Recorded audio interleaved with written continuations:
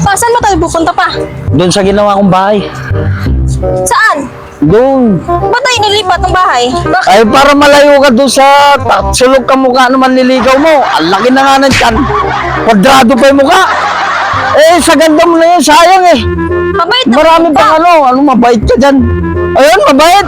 Ah, nako. Kilala ko yun. Teka pa, isan yung gamit natin? Nandiyan, kompleto na yung bahay natin, oh. Oh. Yan ba? Oo. Ang pangit naman yan pa. Ba't Mas maganda na yan para may layo ka doon sa tatsulok ang mukha. Naman liligaw mo.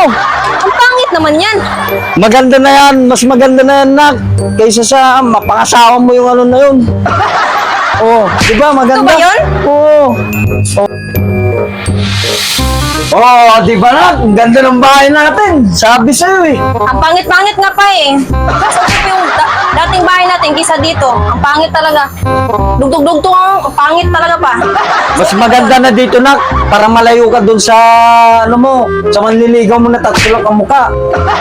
Gugustuhin mo ba doon tumira eh, nandun nga yung tatsulok ang mukha. Kahit na pa, ang pangit kasi dito kisa doon. Ay, hindi Doon na lang pwede. tayo pa. Ayoko mapunta ka doon sa tatsulok ang mukha.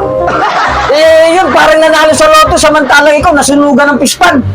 Pero pa, mas maganda pa rin bahay natin doon kaysa dito. Simitado pa doon. Ako ang tatay, ako ang masusunod, pero... O saan ka pupunta? Nag-uusap pa tayo ah. Dito lang sa baba. Pag umalis ako, O sige, linisan mo lahat yan ah. kawawa naman si Batang. Ang init ng dugo ni Papa sa kanya. Eh, ang bait-bait naman ni Batang. Hindi naman tatsulok yung mukha. O nak, ano na yung binubulong-bulong mo dyan? Ay, wala pa. Nagwawalis lang naman ako. O sige, pumasok ka na sa loob at ako'y bibili pa ng ano, ng merienda natin. Baka mamaya makita ka pa yung tatsulok ang mukha eh. Pumasok ka na sa loob.